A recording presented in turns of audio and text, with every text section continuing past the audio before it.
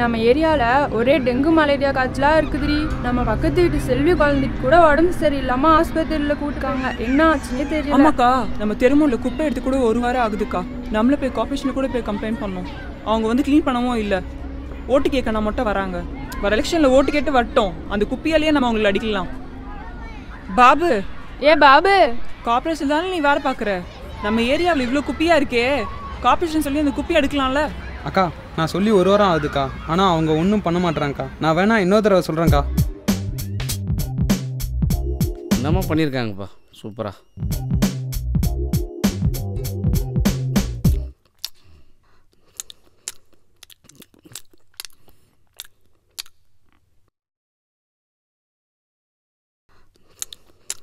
Sir, good morning sir. Morning sir, எங்கள் ஏரியாவில் குப்பையை க்ளீன் பண்ணுறதுக்கு உங்ககிட்ட சொல்லி 1 வாரம் ஆகுது சார்.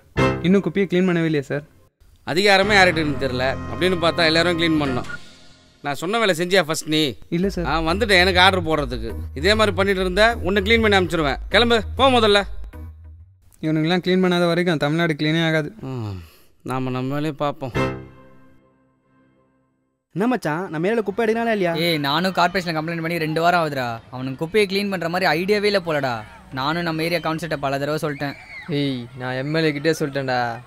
அவரும் ஆக்ஷன் எடுக்கிறேன்னு சொன்னாரே தவிர குப்பை எடுக்க மாட்டாரா. இப்போ என்ன பண்ணுறதுன்னு தெரியலடா. வெறுப்பாக இருக்குது. என்னடா ஆட்டோ இவ்வளோ ஸ்பீடாக நம்ம ஏரியா நோக்கி வருது? யாராடா இருக்கும்?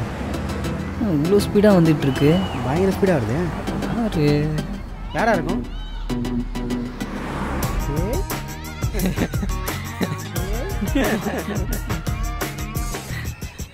என்னடா அவன் எப்படி வந்திருக்கான்?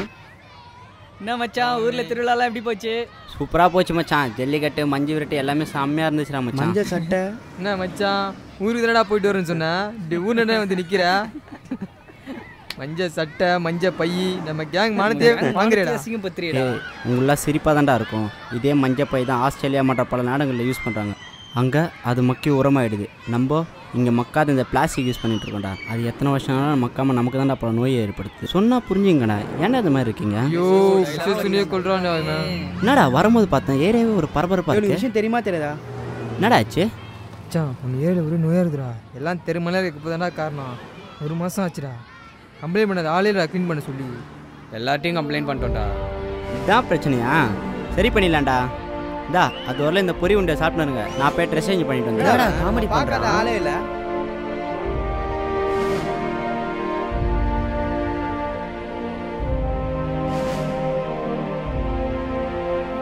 மச்சான், எப்படி அங்கே இருக்க குப்பெல்லாம் க்ளீன் ஆயிடுச்சு? தெரியலையா மச்சான், யாரா பண்ணிருப்பா? மச்சான், ஒருவேளை சூர்யா காசு கேஸ்க்கு க்ளீன் பண்ணியிருப்பானோ? ஆமாம் மச்சான், அவன் பண்ணாலும் பண்ணுறப்பா மச்சான். ஏய், எப்படிடா குப்பெல்லாம் க்ளீன் ஆயிடுச்சாங்க? டேய், நாங்களே அதை பற்றினா பேசிகிட்டு இருக்கோம். கார்பரேஷன் வேலை செய்கிற உன்னாலே முடியல, வேற எவனா பண்ணிக்கிறான் பாத்தியா? என்ன மச்சான், க்ளீன் ஆயிடுச்சா? ஹாப்பியா? மச்சான், எப்படா பண்ண? மச்சான், எவ்வளோ செலவு பண்ண க்ளீன் பண்ண வைக்கிறதுக்கு? ஏய், இதை நீங்கள் கூட பண்ணலாம்டா. எப்படா? நம்ம சென்ட்ரல் கவர்மெண்ட் எடுத்து இந்த நல்ல விஷயத்தில் இதுவும் ஒன்றுடா. எல்லாரும் இங்கே வாங்க. காட்டு. இந்த ஆப் பேர் ஸ்வச் பாரத்ரா. இதில் இந்தியாவில் எந்த இடத்துல குப்பை இருந்தாலும் சரி, அதை ஃபோட்டோ எடுத்து இந்த ஆப்பில் போட்டால் போதும். வித்தின் 12 ஹவர்ஸில் அங்கே இருக்க குப்பையை க்ளீன் பண்ணிவிடுவாங்க. அப்புறம் அந்த க்ளீனான ஃபோட்டோவை உனக்கு சென்ட் பண்ணிவிடுவாங்கடா. இது குப்பைக்கு மட்டும் இல்லை, பப்ளிக் டாய்லெட் எது சரியில்லைனாலும் நீ இதில் கம்ப்ளைண்ட் பண்ணி க்ளீன் பண்ண வைக்கலாம். இந்த ஆப் தான்டா காந்தி கண்ணாடி மாதிரி. ஆனால் இதுக்குள்ளே இருக்க செயல்படலாம் நேதாஜி மாதிரிடா. சூப்பர் மச்சான். ஆப் எங்களுக்கு ஏற்றி விட்றா மச்சான். வச்சு நம்ம நாட்டையே சுத்தப்படுத்தலாம்டா. ஏய், எங்களுக்கு ஏற்றி விட்றா மச்சான். எங்களுக்கும் ஏற்றி விட்றா. கொஞ்சம் நண்பா, உண்மையிலே நம்ம தமிழ்நாட்டை குப்பை நாடாக ஆக்கணும்னு நினச்சா ஏன் வெளிநாட்டுக்காரன் கடலில் கழிவு நெறியும் பக்கத்து ஸ்டேட்டுக்காரங்க வந்து குப்பையும் கொட்ட மாட்டான்? நம்ம தான் நண்பா நம்ம தமிழ்நாடு சுத்தமாக வச்சுக்கணும். சாரி நண்பா,